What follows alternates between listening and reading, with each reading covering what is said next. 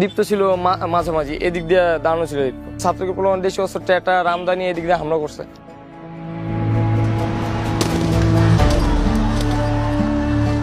এটা ঝালাই দেওয়া, এদিক দিয়ে এইটুকু পুরো ভাঙ্গা পড়ে গেছে। প্রায় 200-300 মানুষ একসাথে এদিকে করছে, কারণ এদিক দিয়ে হামলা করছে, ওদিক দিয়ে সব দিক দিয়ে একবার চাপায় ফেলাইছে আমাদের ছাত্রদের। এই যে এদিক দিয়ে অনেকে ওঠার চেষ্টা করছে, পুলিশ ছাত্র কাউকে উঠতে দেয় নাই।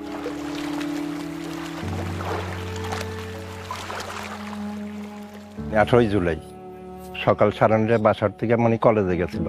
ও এখানেই থাকতো, কলেজ তো ওইখানে, কলেজ করেই সন্ধ্যার সময় এখানে ঘুরতো। ওই যে জায়গাটায় মারা গেছে এখানেই বেশি থাকতো। এই নির্মমতা তো বলার মতো না, অনেক ছেলেরাই উঠে গেছে, উঠছিল ওইখান দিয়ে ওই জায়গাটা দিয়ে উঠছিল, পুলিশে বাড়ি দিয়া বা ছাত্রলীগের বাড়ি দিয়ে নামাইছে। আমি এমনই আমার কিন্তু মাঝে আমি বুঝতেই পারলাম না ও তো বিপদে বসছে।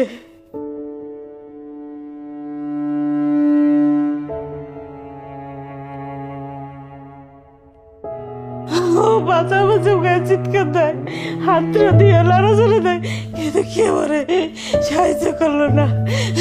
এই তো সবই ভুলে গিয়ে এখন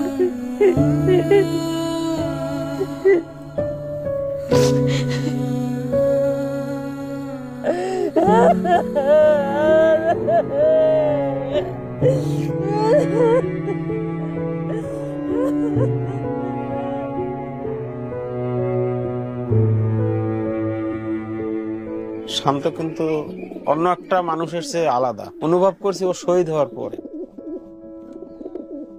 ওর ফেসবুক প্রোফাইলে লেখাটা দেখলাম যে হৃদয়ে শাহাদাতের উচ্চাকাঙ্ক্ষা লালন করে সে হৃদয়ে কখনো হতাশ হয় না। বয়সে ছোট কিন্তু বড় বড় সিনিয়রদের সাথে চলাফেরা করছে।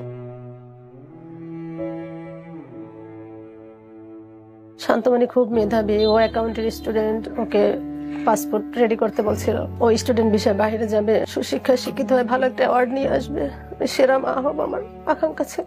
আল্লাহ তাআলা আমাকে এত বড় অ্যাওয়ার্ড দিয়েছে, আল্লাহ যেন তার শাহাদাত কবুল করে। একটু হাত কাটলে রক্ত বের হইলে সে লাফাই লাফাই কান্না করতো, যতক্ষণ রক্ত বেরোতো ততক্ষণ সে কান্না করতো। আমার সেই ছেলে কি রক্তাক্ত হয়ে গেলে। আমার খুব আদরের সন্তান ছিল শান্তমণি। সব আত্মীয়স্বজন বলতে ছেলেকে আর কয়দিন পর বিয়ে করবে, এখনো শান্তমণি বলে ডাকে। আমি কাকে শান্তমণি ডাকবো এখন?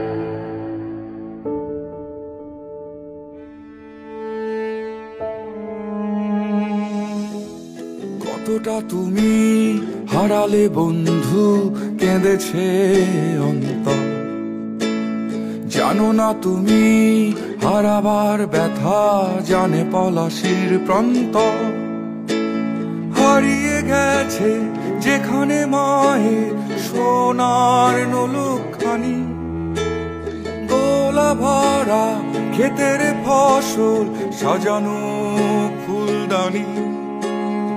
এ হারানোর বেদনা তুমি রেখো অন্তরে, দেখবে তোমার দুঃখ লুকাবে পলাশির প্রান্তরে।